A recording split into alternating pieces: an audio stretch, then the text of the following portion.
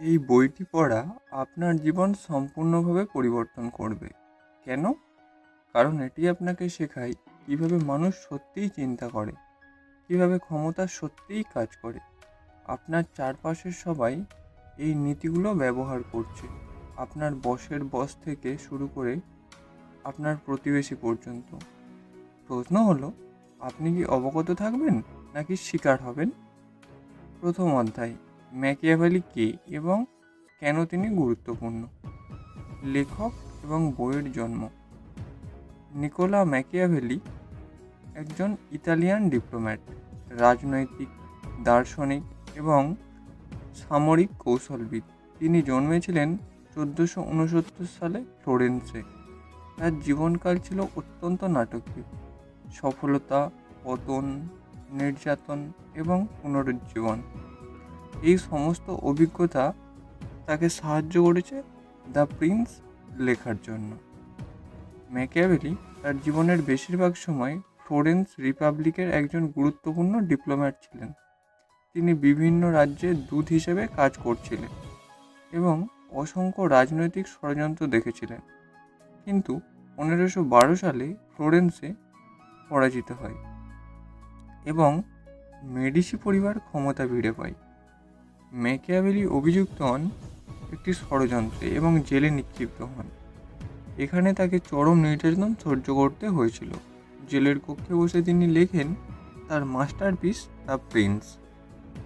এই বইটি সম্পূর্ণভাবে একটি নতুন অধ্যায় খোলে রাজনৈতিক চিন্তাভাবনায়। প্রথমবারের মতো কেউ বলে রাজনীতি এবং নৈতিকতা ভিন্ন জিনিস। প্রথমবারের মতো কেউ প্রশ্ন করে নেতাকে সৎ হতে হবে কি? বইয়ের মূল উদ্দেশ্য। ম্যাকিয়াভেলি এই বইটি লেখেন লরেঞ্জা দ্য মেডিসিন এর জন্য, একজন নতুন রাজা যিনি ফ্লোরেন্স শাসন করতে চলেছেন। মূলত এটি একটি নির্দেশিকা, কিভাবে একটি রাজ্য অধিগ্রহণ করতে হয়, কিভাবে রাখতে হয়, কিভাবে প্রসারিত করতে হয়। কিন্তু এর চেয়েও গভীর, এটি শেখায় কিভাবে শক্তি কাজ করে এবং মানুষ চিন্তা করে। আপনার জন্য প্রশ্ন, এই বইটি কেন 500 বছর পর আজও পড়া হয়? কারণ সত্য কখনো পুরনো হয় না। ক্ষমতা আজও সেইভাবে কাজ করে যেভাবে ম্যাকিয়াভেলি বর্ণনা করেছিলেন। এখানেই শুরু হয় বাস্তব খেলা। আপনার সমস্ত শিক্ষা, সমস্ত নৈতিকতা, সমস্ত ভালো শিক্ষা, সেগুলো স্কুলে পাওয়া গেছে, কিন্তু বাস্তব পৃথিবীতে সম্পূর্ণ ভিন্ন নিয়ম। এবং আপনি যদি সেই নিয়মগুলো না জানেন তাহলে আপনি পিছিয়ে পড়বেন। দ্বিতীয় অধ্যায়, রাজ্যের প্রকার এবং গঠন। ম্যাকিয়াভেলি প্রথমেই ব্যাখ্যা করেন বিভিন্ন ধরনের রাজ্য এবং কিভাবে সেগুলো পরিচালনা করতে হয়। তিনি বলেন, বংশানুক্রমী রাজ্য, যেখানে রাজা জন্মের মাধ্যমে ক্ষমতা পায়। 2, নতুন অধিগ্রহণ করা রাজ্য, যেখানে রাজার শক্তিতে ক্ষমতা নেই। এবং 3, মিশ্র রাজ্য, যেখানে অংশ বংশানুক্রম এবং অংশ অধিগ্রহণ। প্রতিটি ধরনের রাজ্যের জন্য আলাদা কৌশল প্রয়োজন। এটি বংশানুক্রমী রাজ্য রক্ষা করা সহজ, কারণ মানুষ ঐতিহ্যে বিশ্বাস করে। কিন্তু একটি নতুন অধিগ্রহণ করা রাজ্য অত্যন্ত ভঙ্গুর, সবাই এটি ফিরিয়ে নিতে চায়। নতুন রাজ্য অধিগ্রহণের চ্যালেঞ্জ। ম্যাকিয়াভেলি এখানে একটি গুরুত্বপূর্ণ পর্যবেক্ষণ করেন। যখন একটি নতুন রাজ্য অধিগ্রহণ করা হয়, তখন যারা পুরনো সিস্টেম থেকে লাভবান হচ্ছিল তারা বিরুদ্ধ হয়, এবং যারা নতুন সিস্টেম থেকে লাভবান হতে পারে তারা দুর্বল সমর্থক। কারণ প্রথমরা তাৎক্ষণিক ক্ষতি দেখছে, দ্বিতীয়রা অনিশ্চয়তা দেখছে। ভারতীয় উদাহরণ, যখন নরেন্দ্র মোদী প্রথমবার প্রধানমন্ত্রী হয়েছিলেন, তখন বহু পুরনো রাজনীতিবিদ পূর্ববর্তী ক্ষমতাশীলরা বিরোধিতা করেছিলেন, কারণ তাদের ক্ষমতা কমেছে। কিন্তু নতুন প্রজন্ম, নতুন উদ্যোক্তারা, যুব সমাজ সমর্থন করেছিল, কিন্তু দুর্বলভাবে, কারণ তারা জানতো না এটি সত্যিই কাজ করবে কিনা। এটি ম্যাকিয়াভেলির বর্ণনা। রক্ষা করার কৌশল। একটি নতুন অর্জিত রাজ্য রক্ষা করার জন্য ম্যাকিয়াভেলি কয়েকটি পদ্ধতির পরামর্শ দেন। প্রথমত, পুরনো ক্ষমতার কেন্দ্রকে ধ্বংস করুন। দ্বিতীয়ত, সেখানে বসবাসকারী হন যাতে আপনি নিয়ন্ত্রণ বজায় রাখতে পারেন। তৃতীয়ত, স্থানীয় মানুষকে সন্তুষ্ট রাখুন। এটি কঠোর কিন্তু বাস্তব। ম্যাকিয়াভেলি বলেন, যদি একটি রাজ্যে পুরানো ক্ষমতার উপাদান থাকে এবং সেগুলো সক্রিয় থাকে, তাহলে আপনি কখনো নিরাপদ নন। তাই এগুলো সম্পূর্ণভাবে দূর করতে হবে। এটি কঠোর শোনায়, কিন্তু ইতিহাসে এটিই সত্য। যারা এটি করেনি তারা ক্ষমতা হারিয়েছে। তৃতীয় অধ্যায়, নেতৃত্ব এবং মানুষ নিয়ন্ত্রণের কৌশল। ভয় বনাম প্রেম চূড়ান্ত প্রশ্ন। এটি সম্ভবত ম্যাকিয়াভেলির সবচেয়ে বিখ্যাত উক্তি। একজন নেতার জন্য ভয় পাওয়া ভালো কিন্তু প্রেম পাওয়া ভালো? তার উত্তর অবিশ্বাস্য। ভয়। কেন? কারণ প্রেম পরিবর্তনশীল কিন্তু ভয় স্থিতিশীল। মানুষ একজনকে ভালোবাসতে পারে এবং পরদিন বিশ্বাসঘাতকতা করতে পারে, কিন্তু যদি তারা ভয় পায় তারা মেনে চলে। গভীর মনোবিজ্ঞান। ম্যাকিয়াভেলি বুঝেছিলেন মানুষের মনোবিজ্ঞান অত্যন্ত ভালোভাবে। একটি স্থিতিশীল সম্পর্ক ভয়ের ওপর ভিত্তি করে তৈরি, প্রেমের ওপর নয়। কারণ প্রেম শর্ত সাপেক্ষ এবং পরিবর্তনশীল, কিন্তু ভয় অপরিবর্তনশীল। এখানে ম্যাকিয়াভেলি যা বলেন তা অসাধারণ। একজন নেতা অবশ্যই বিশ্বাসযোগ্য হতে হবে, কিন্তু প্রয়োজন অনুযায়ী অবিশ্বাসযোগ্য থাকতে পারে, কিন্তু বাইরে থেকে দেখতে হবে বিশ্বাসযোগ্য। এর মানে একজন নেতা একটি মুখোশ পরে থাকে। তিনি দয়ালু দেখান কিন্তু কঠোর থাকেন। তিনি সৎ দেখান কিন্তু প্রয়োজনে ছল করেন। বাস্তব উদাহরণ, প্রতিটি সফল ব্যবসায়ী বা নেতা যাকে আপনি দেখেন, তারা একটি জনসমুখ ব্যক্তিত্ব এবং ব্যক্তিগত ব্যক্তিত্ব রাখেন। জনসমুখে তারা হাসি, দয়ালু, উদার, কিন্তু ব্যক্তিগতভাবে তারা হতে পারে অত্যন্ত কঠোর, নিষ্ঠুর, ছলনাপূর্ণ। এটি দুর্বলতা নয়, এটি বুদ্ধিমত্তা। ম্যাকিয়াভেলি এক অসাধারণ বাক্য লেখেন, এক প্রিন্সকে অবশ্যই এমন গুণগুলো অনুশীলন করতে হবে যা তাকে ভালো দেখায়, কিন্তু তাকে সেগুলো অভ্যাসে পরিণত করতে হবে না যখন তার ক্ষতিকর হয়। অর্থাৎ তাকে সদয়, বিশ্বাসযোগ্য, মানবিক, পরিপূর্ণ এবং ধর্মপরায়ণ দেখতে হবে, এবং বাস্তবে তা হতে পারে। কিন্তু তার মন এমনও হওয়া উচিত যে যখন প্রয়োজন সে বিপরীত কিছু করতে পারে। জীবন পরিবর্তনকারী সত্য। এটি বলা সহজ, করা কঠিন, কিন্তু সমস্ত সফল মানুষ এটি জানে। তারা জানে কখন নমনীয় হতে হবে এবং কখন কঠোর হতে হবে, কখন দয়ালু দেখাতে হবে এবং কখন শক্তিশালী দেখাতে হবে। নিজেকে পরীক্ষা করুন। আপনার বসের সাথে আপনি এক ধরনের ব্যক্তি, আপনার সন্তানের সাথে অন্য ধরনের, আপনার সঙ্গীর সাথে আরও অন্য ধরনের। এটি কি এই নীতির প্রমাণ নয়? এটি বোঝার চেয়ে অনেক গুরুত্বপূর্ণ। আপনার চারপাশের সবাই এই খেলা খেলছে। আপনার বসের বস, আপনার প্রতিযোগী, এমনকি আপনার প্রিয়জনরা। তারা বিভিন্ন মানুষের সামনে বিভিন্ন ব্যক্তিত্ব দেখায়। আপনি যদি এটি না করেন তাহলে আপনি তাদের শিকার হবেন। চতুর্থ অধ্যায়, শক্তি এবং সামরিক শক্তি। সেনাবাহিনী রাজ্যের সিদ্ধারা। ম্যাকিয়াভেলি একটি সহজ কিন্তু শক্তিশালী বিবৃতি দেন।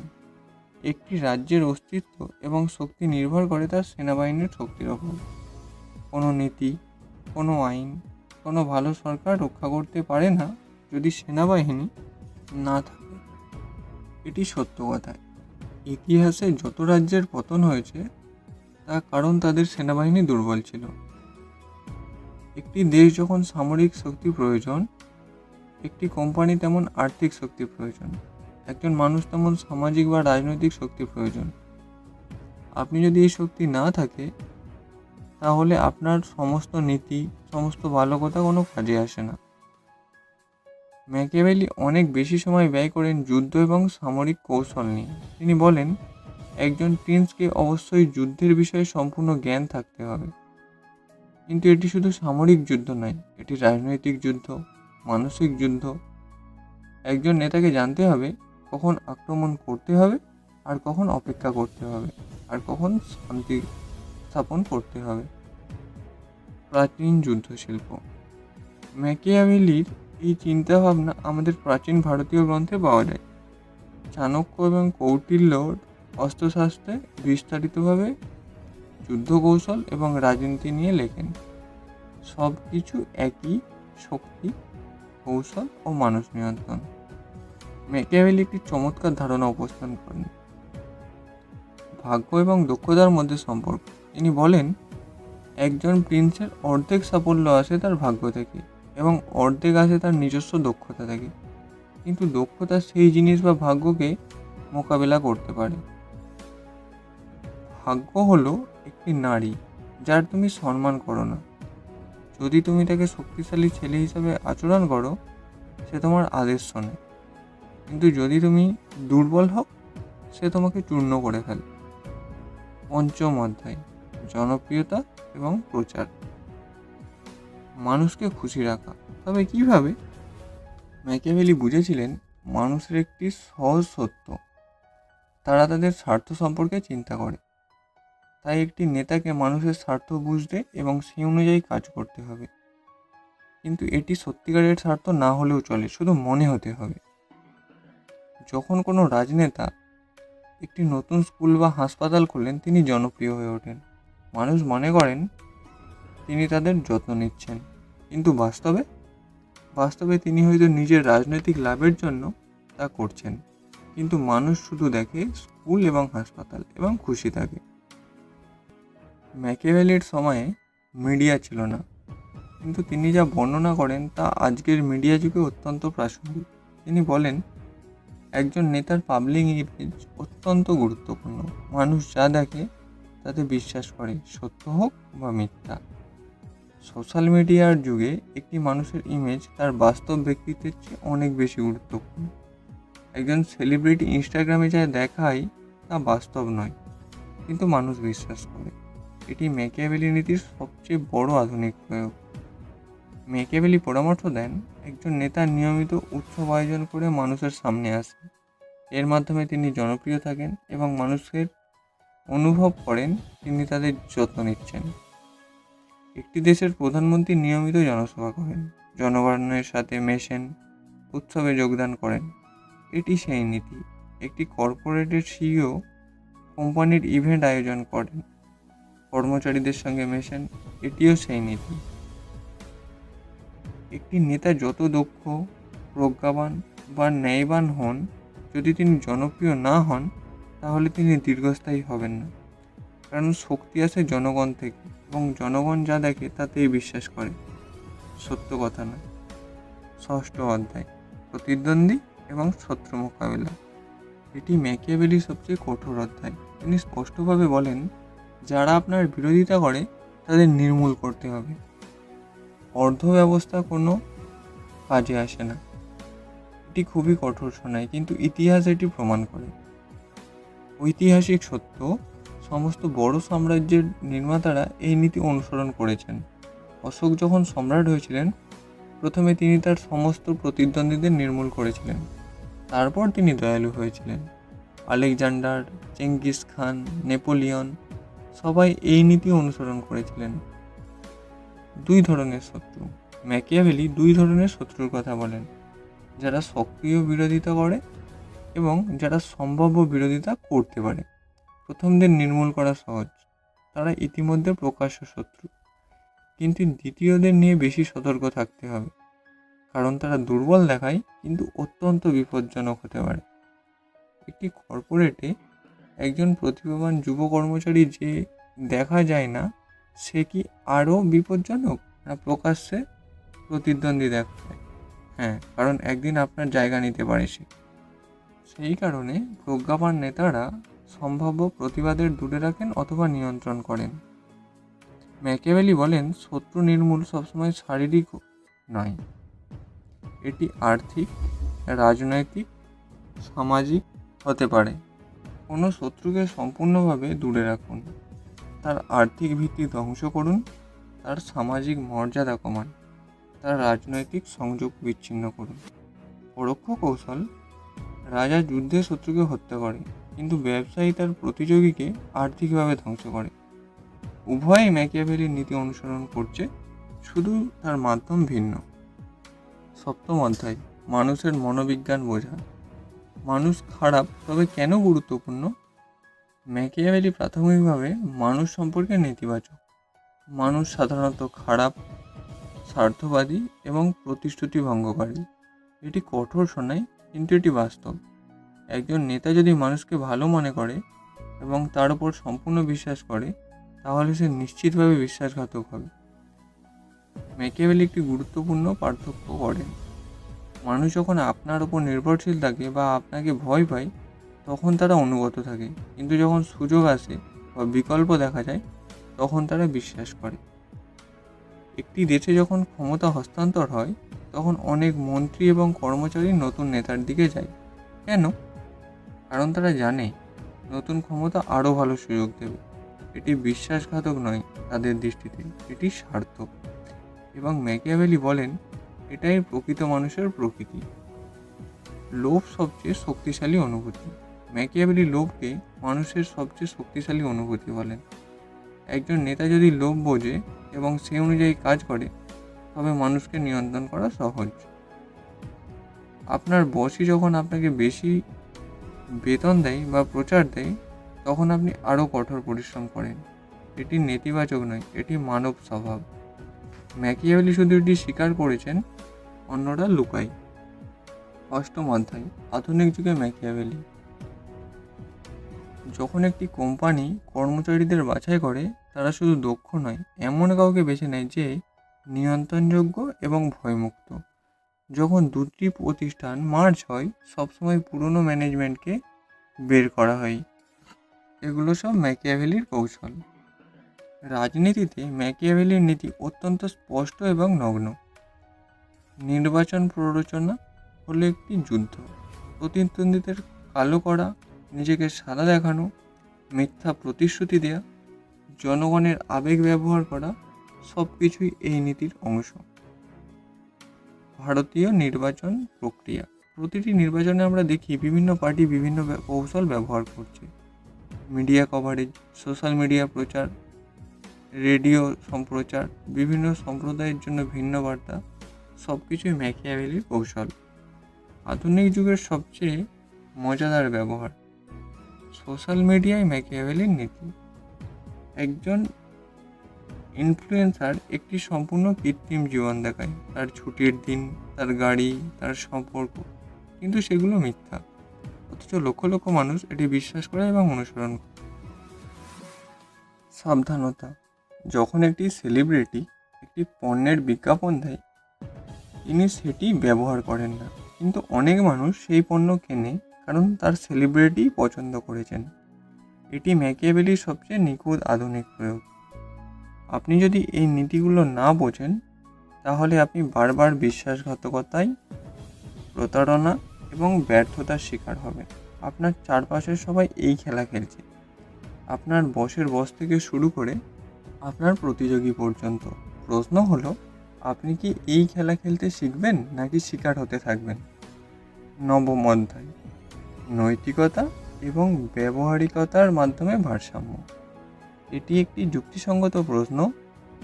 ম্যাকিয়াভেলি কি একজন খারাপ মানুষ যার খারাপ ধারণা আছে? না, তিনি একজন পর্যবেক্ষক যিনি বাস্তবতা বর্ণনা করেছেন। তিনি বলেছেন কিভাবে বিশ্বে সত্য কাজ করে, কিভাবে মানুষ সত্যিই আচরণ করে। ম্যাকিয়াভেলি যদি একটি সুপারিশ করে, তা হলো একজন নেতা যখন শক্তি পায়, তখন তার দায়িত্বশীল হওয়া উচিত। শক্তি দিয়ে আপনি ভালো করতে পারেন বা খারাপ করতে পারেন। শক্তি জানাই তা দেখিয়েও দিতে পারে। শেষ শিক্ষা। ম্যাকিয়াভেলি যা বলেছেন তা হলো, প্রথমে শক্তি পান, তারপর ব্যবহার করুন আপনার বিবেক অনুযায়ী। কিন্তু যে শক্তি পায় না, তার কোনো দায়িত্ব নেই, সে শুধু ভিত্তিমান। তার প্রথম লক্ষ্য হওয়া উচিত শক্তিশালী হওয়া। পরিস্থিতি অনুযায়ী পদ্ধতি পরিবর্তন। ম্যাকিয়াভেলির চূড়ান্ত নীতি হলো নমনীয় থাকা। যখন সময় প্রয়োজন দয়া দেখান, যখন সময় প্রয়োজন কঠোরতা, কঠোর হন। যখন যুদ্ধের সময় যুদ্ধ করুন, যখন শান্তির সময় শান্তি বজায় রাখুন। নিজের জন্য চূড়ান্ত প্রশ্ন, আপনার জীবনের কোথায় আপনি আরও শক্তিশালী হতে পারেন, কোথায় আপনি আপনার নীতিগুলো আপোস করছেন অপ্রয়োজনে, এবং কোথায় আপনি আপনার নীতিগুলো বজায় রেখে নিজেকে বিপদে ফেলছেন। আপনার জীবন এখন পরিবর্তন করুন। ম্যাকিয়াভেলি একটি সহজ কিন্তু গভীর বার্তা দেন। ক্ষমতা অর্জন করুন, তাতে যা লাগবে তা করুন, তারপর আপনার ক্ষমতা ব্যবহার করুন যেভাবে আপনি ভালো মনে করবেন। শক্তি ছাড়া নৈতিকতা অর্থহীন, ক্ষমতা ছাড়া নীতি শুধু সুন্দর কথা। এই বইটি পড়ার মাধ্যমে আপনি শিখেছেন রাজনীতির প্রকৃত নিয়মকানুন। এখন প্রশ্ন হলো, আপনি এটি ব্যবহার করবেন শুধু বোঝার জন্য নাকি প্রয়োগ করবেন? আপনি কি আপনার জীবনে আরও শক্তিশালী হতে চান, আরও সফল হতে চান? তাহলে এই নীতিগুলো প্রয়োগ করুন, সচেতনভাবে, দায়িত্বশীলভাবে, কিন্তু দৃঢ়ভাবে। মনে রাখবেন, বিশ্বের সবচেয়ে সফল মানুষরা এই নীতিগুলো জানে এবং প্রয়োগ করে। প্রশ্ন শুধু একটি, আপনি কি তাদের মতো সফল হতে চান? ভিডিওটি যদি আপনাকে একটুও নতুনভাবে ভাবতে সাহায্য করে থাকে তাহলে লাইক করুন, শেয়ার করুন এবং এমন আরও সিনেম্যাটিক বেঙ্গলি বুক সামারির জন্য চ্যানেলটি সাবস্ক্রাইব করুন। কারণ একটি বই, একটি আইডিয়া, একটি অভ্যাস আপনার সম্পূর্ণ জীবন বদলে দিতে পারে।